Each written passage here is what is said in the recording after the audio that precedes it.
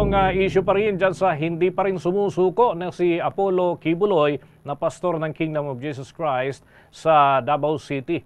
At itong si Attorney Israelito Torion may hamon dito kay General Torre na pinuno naman ng Police Regional Office dyan sa Davao Region. At gusto nito, samahan siya dun sa basement kung saan daw ay pinaniniwalaan ang drilling operation na nagaganap kasabay ng paghahanap din dito kay Pastor Kibuloy. Alamin natin ang mga update mula sa Bombo Radio Davao. Hinamon ni Attorney Israelito Torion ang Chief Legal Counsel ng Kingdom of Jesus Christ, si PRO 11 Regional Director, Police Brigadier General Nicolas Torre III na pasukin umano nila ang James Basement kasama si Torre at ang mga media upang malaman kung mayroon ba talagang nagaganap na drilling operation sa ilalim ng naturang building. Una na rin na hinamon ni Torre si Torion na kailangan rin niyang patunayan umano ng abogado ang mga natanggap nito ng mga litrato kung saan makikita ang ilang mga personahe ng kapulisan na naghuhukay sa ilalim ng JMC building. Dagdag pa nito na madali lamang umano gumawa ng larawan gamit ang isang Photoshop. Ngunit tinanggap naman ito ni Torion ang naturang hamon. Rason na pinuntahan nila ang mga daanan kahapon patungong basement ng naturang paaralan upang malaman sana kung totoo ba na mayroong drilling operations na nagaganap kasama ang mga iilang personahe ng media. Nang patungo na ito sa lagusan ng basement, agad namang hinarang ng mga personahe ng kapulisan si Torion at ang mga media, rason na hindi na ito natuloy na makapasok sa naturang basement. Tinawag rin ni Torion ang naging hakbang ng mga kapulisan na intrusive search at unreasonable umano ito. And secure their clearance, because if you would go near the JMC basement, no, they would form right away and they would arrest you. No, one incident even just happened a while ago involving an SMNI, what do you call this? A SMNI employee who wanted to enter politely, but he was barred. No.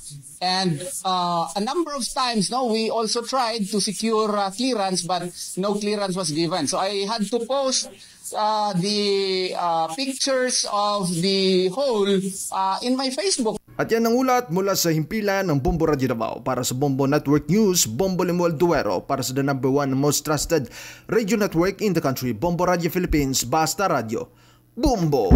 Ang Philippine National Police naman itinanggi na may sangkot daw ng mga foreign countries sa search operation nila sa Kingdom of Jesus Christ compound doon sa Davao City. Kaugnayan, kumuha tayo ng karagdagang detalye sa pag-uulat ni Bombo Kelly Cordero.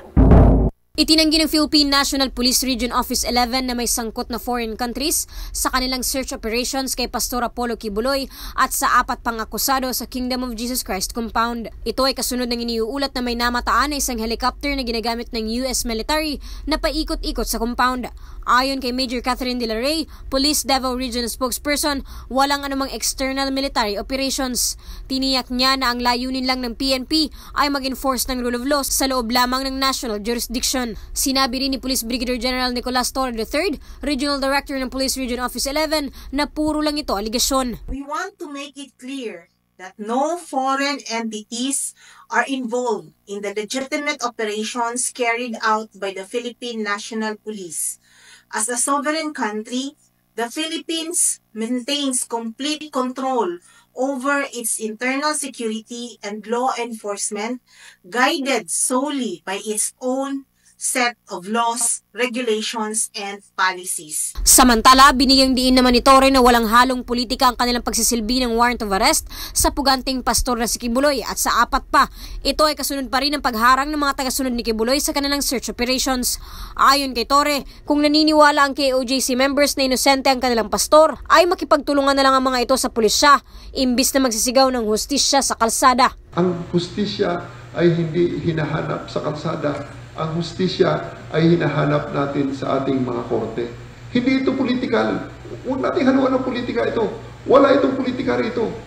Ito ay patas na pag-i-implement ng warrant of arrest. Gaya na napakaraming tao ngayon sa loob ng mga kulungan dito sa Davao City at sa iba pang parte ng bansa. Para sa Bombo Network News, Bombo Kelly Cordero nag-uulat para sa #1 and most trusted radio network in the country, Bombo Radio Philippines, Basta Radio. Bombo!